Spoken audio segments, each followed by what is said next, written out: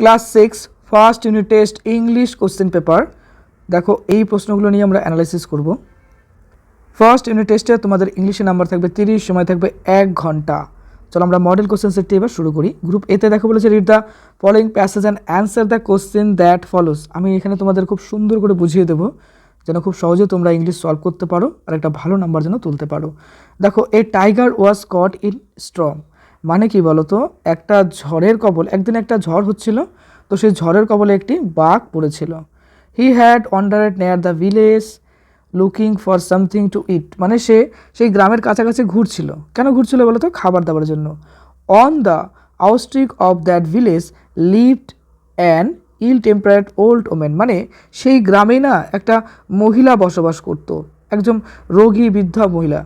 The tiger huddled in shelter close to the wall of the woman hut, মানে এই যে বাঘটা আছে না, সেই বাঘটা ওই মহিলার যে কুঁড়ে ঘর ছিল সেই কুঁড়ে ঘরের দেওয়ালের কাছে আশ্রয় নিয়েছিল।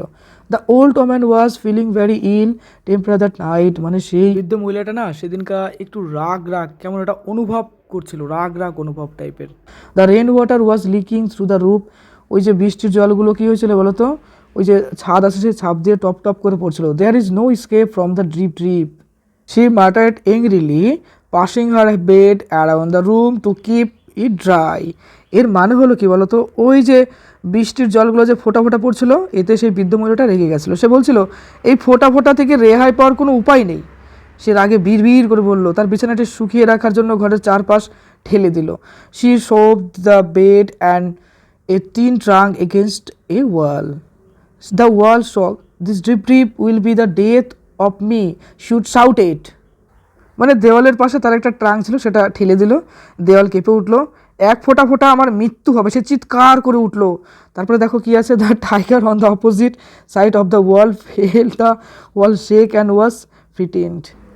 এইবার দেখো হাসির ব্যাপার কি হলো, দেওয়ালের বিপরীত দিকে থাকা বাঘটি দেওয়ালের কাঁপুনি অনুভব করলো এবং ভয় পেয়ে গেলো, কারণ এতটা চিৎকার না, কাঁপুনি তো অনুভব করবে না।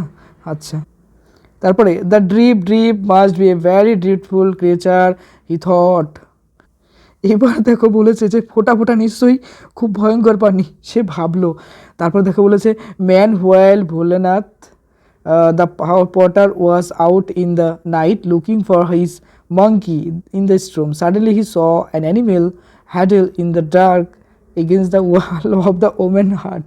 এবার ওই রাতে কী হয়েছে বলো তো, একদিকে ভোলেনাথ মানে কুমোর রাতের বাইরে ছিল, ঝড়ের মধ্যে তার বানরটি খুঁজছিল, মানে হারিয়ে গেছে বানরটি। হঠাৎ সে দেখতে পেলো যে অন্ধকারে মহিলার কুঁড়ে ঘরের দেওয়ালের সাথে একটি প্রাণী জড়ো হয়ে আছে। যাই হোক, খুব ইন্টারেস্টিং গল্প, অবশ্যই টোটালটা পড়বে, ভালো লাগে খুব। তো চলে আসছি আমরা প্রশ্ন পর্ব সলভ নিয়ে। ঠিক দ্য কারেক্ট অল্টারনেটিভ, মানে এখানে অনেকগুলো অপশন আছে, তার মধ্যে যেটা সঠিক সেটা আমাদের করতে হবে। 1 নম্বর, why was the tiger near the village, মানে এই যে বাঘটা আছে না, সেই বাঘটা সেই গ্রামে এসেছিল কেন? আমরা তো বলেছিলাম যে সে খাবার খুঁজতে এসেছিলো। এবার গল্পটা হচ্ছে, যদি পরীক্ষাতে কোনো কারণে কোশ্চেন আমরা যদি কমন না পাই, তাহলে আমরা কি করব? আমাদের তো ভালো রেজাল্ট করতে হবে। যে কোনো সিন আনসার আমরা কীভাবে সলভ করব, চলো তার একটু টেকনিক জেনে নেই। চলে আসছে আমরা একদম উপরের দিকে। এই দেখো এখানে আছে he had wandered near the village looking for something to eat. দেখো সামথিং টু ইট অর্থাৎ খাবারের সন্ধানে কিন্তু এসেছিলো, তাহলে এটাই হবে আমাদের অপশনে। চলো দেখি তো আমরা মিলাই দেখি তো অপশনে এরকম আছে কিনা। দেখো অপশন নাম্বার বিতে বলেছে to look for something to eat, তাই না? চলো তো দেখি উত্তর মিলছে নাকি। একদম মিলে গেছে, দেখো অ্যান্সার বি আছে। এইভাবে কিন্তু তুমি সলভ করবে, ওকে? তোমাকে একটা ভালো রেজাল্ট করতে হবে, তো এই টেকনিকগুলো জানো এবং এই প্রসেস সলভ করো। 2 নম্বর, how was the old woman feeling that night, ওই দিনকে ওই বয়স্ক মহিলাটা কী অনুভব করছিল? তার তো শরীর খারাপ ছিল, তাই না? সে তার তাপমাত্রা গরম, মানে জ্বর হয়ে গেছিলো, এই টাইপসের একটা ফিলিংস। তো দেখো এখানে দেখো তো আছে, এই যে কী আছে দেখো, আউটসাইড দ্য ভিলেজ লিফট। আচ্ছা দেখো দ্য টাইগার হ্যান্ডেলস, আচ্ছা এই যে এইখানটায় আছে, এই যে এই পার্টটা দেখো, an ill tempered old woman. এই দেখো এই অপশনটা দেখি তো আমাদের আছে নাকি, দেখে নাও আছে নাকি। দেখো এখানে বি নাম্বারে কিন্তু সেই অপশনটা আছে, ইল টেম্পারেট। তাহলে আমরা এটাই রাইট করবো, দেখি তো। হ্যাঁ দেখো মিলে গেল। এবার 3 নম্বর, what was the old woman trying to escape from. আচ্ছা এবার আমরা টেকনিক জানলাম, এবার আমরা খুবই স্পিডে পড়ে শেষ করব।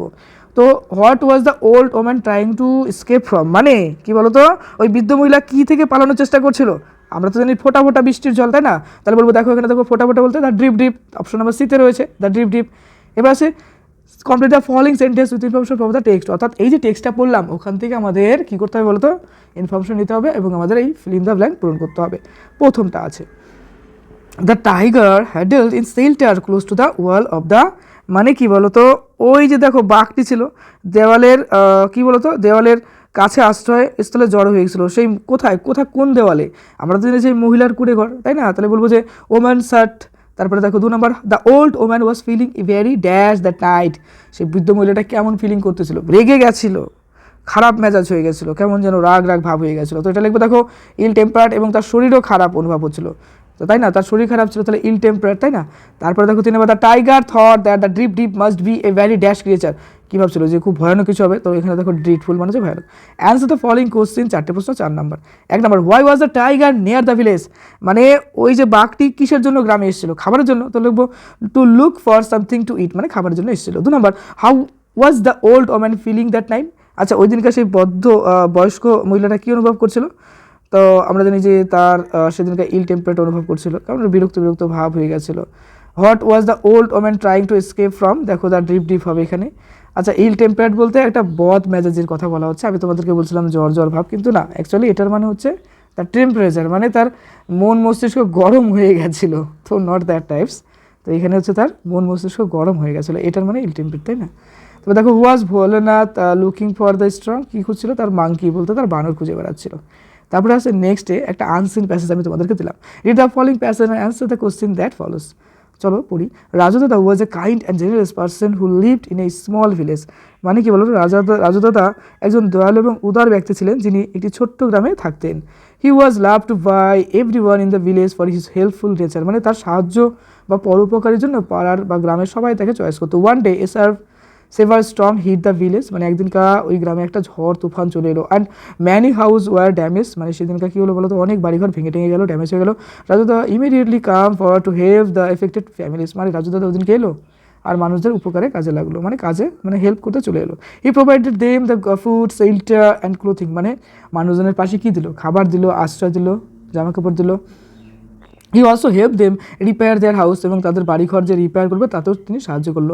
The villager were very grateful to Raju dada, মানে গ্রামের লোকগুলা রাজু দাদার উপর খুব কৃতজ্ঞ হলো for his kindness and generosity, মানে তার এই যে দয়ালু দয়ালু ভাব, এই সমস্ত বিষয় বা তার উদারতার জন্য কিন্তু গ্রামের লোক খুব খুশি হলো এবং তার ভালো ব্যবহার করলো।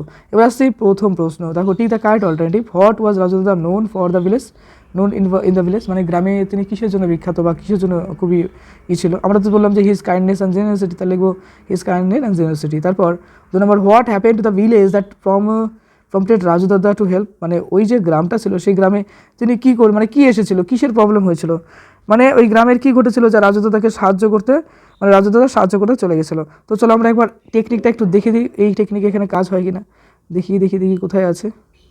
এই দেখো বলছে one day a severe storm in the village many house damages. এই দেখো এই বিষয়টা স্ট্রম এসেছিল, তাই না? চলো তো দেখি অপশন আমাদের কি আছে। এই দেখো এখানে দেখো অপশন নাম্বার বিতে কিন্তু এটাই বলেছে, দেখো এই যে সেভার স্ট্রম, এইভাবে কিন্তু খুঁজে খুঁজে তুমি লিখতে পারবে। হ্যাঁ, 3 নম্বর, how did Raju dada help the affected families? সেই সমস্ত মানুষদেরকে কীভাবে হেল্প করেছিল? চলো তো দেখি প্রশ্নতে আমাদের কী আছে, কীভাবে হেল্প করছিল, কী আছে খুঁজতে হবে। এইভাবে এই টেকনিকে করবে। দেখো provided him food shelter and clothing, এই যেটা। চলো দেখি অপশনে খুঁজে পাই নাকি আমরা। অপশন নাম্বার সিতে দেখো যে he provided them food with food shelter and clothing, option C হয়ে গেল।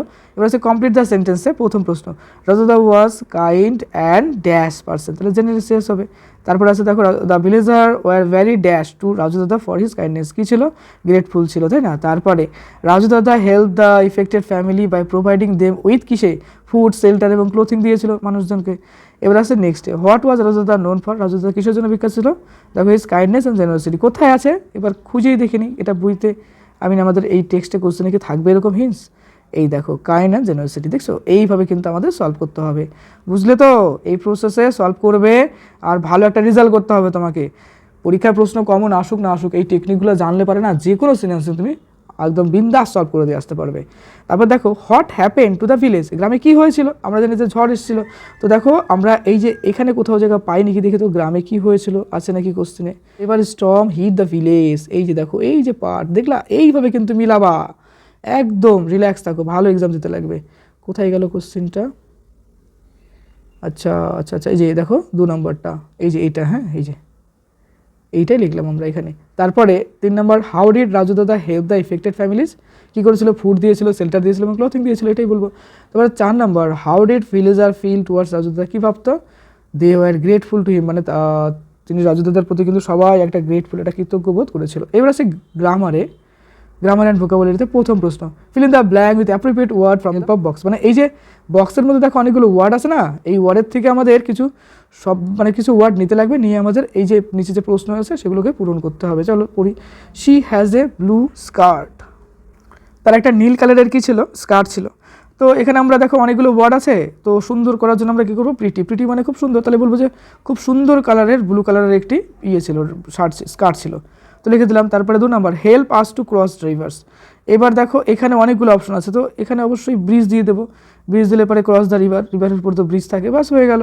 এই টেকনিকে সলভ করবা। হ্যাঁ, feel in the blank with the correct form the given verbs in the bracket, মানে এই যে ভার্বগুলো আছে না তার মধ্যে যেটা সঠিক ফর্ম সেটা আমাদের লিখতে হবে। তো বলছে যে দেখো ড্যাশ ইয়োর ওয়ার্ক নাও, এখানে ডু দিয়ে করতে হবে, তাহলে লিখবো ডু ইয়োর ওয়ার্ক নাও, তাহলে এখানে লিখবো ডু ইয়োর ওয়ার্ক নাও, এখানে একটা কোশ্চেন চিহ্ন দিতে হতো, যাই হোক ফুলস্টপ পড়ে গেছে। চলে আসছে নেক্সট প্রশ্নতে, the door dash open, B আছে, তাহলে এখানে দেখবো দেখো the door was opened. Next, usually Pulak dash his work well, do আছে, তো usually Pulak does his work well, তাহলে ডুটা হয়ে গেল কি ডাস, কারণ পুলক সিঙ্গুলার পার্সন, তাই না। এবার হচ্ছে রাইটিং স্কেলে, write a paragraph in about 60 words and on a boat journey using the following hints, মানে বোট জার্নি সম্পর্কে আমাদের একটা প্যারাগ্রাফ লিখতে হবে, আমাদের হিন্টস দেওয়া আছে, moonlit night for friends boat on the river, white river rippling of the water, dark forest on the other side, thrill of the journey, বাবা সেই কাহিনী তো, মানে কি বলতো, চাঁদনি একটা রাত ছিল, 4 বন্ধু ছিল, একটি বড় নদী বা প্রশস্ত নদী ছিল, সেখানে নৌকা ছিল, জলের ঢেউ ছিল, উভয় পাশে অন্ধকার ছিল, বন ছিল, এইটাই হচ্ছে বিষয়। তো সেই সময়কার রোমাঞ্চকর বিষয় আমাদের লিখতে হবে। চলো লিখি, we four friends এমবার্ক on a thrilling boat journey on a moonlit night, মানে আমরা 4 বন্ধু একটি প্রশস্ত নদীতে একটি রোমাঞ্চকর নৌকা ভ্রমণ শুরু করেছিলাম। আবার boat guild smoothly across the white river creating gentle ripples on the water, তার মানে কি বলতো, আমাদের নৌকাটি প্রশস্ত নদী জুড়ে মসৃণভাবে হেলে দুলে চলছিল, জলের মধ্যে মিনি মিনি ঢেউ তৈরি হচ্ছিল। The dark forest on the other side of the river bank seem the mysterious and eerie adding to excitement of our adventure, এর মানে হলো কি বলতো, এই যে দেখো নদীর উভয় পাশে অন্ধকার একটা বন ছিল, যেটা আমাদের কাছে রহস্যময় মনে হচ্ছিল এবং একটা ভয়ঙ্কর বলে মনে হচ্ছিল, যা আমাদের অভিযানের উত্তেজনা আরও বাড়িয়ে দিয়েছিল, মানে অ্যাডভেঞ্চার আরও বেশি বাড়িয়ে দিয়েছিল। এই গেল আমাদের একটি সেট কমপ্লিট অ্যানালাইসিস। তো আরও অনেক সেট আসতে চলেছে, অবশ্যই চ্যানেলে নতুন হলে সাবস্ক্রাইব করে দিবে। হ্যাঁ, আর best of luck for your best exam.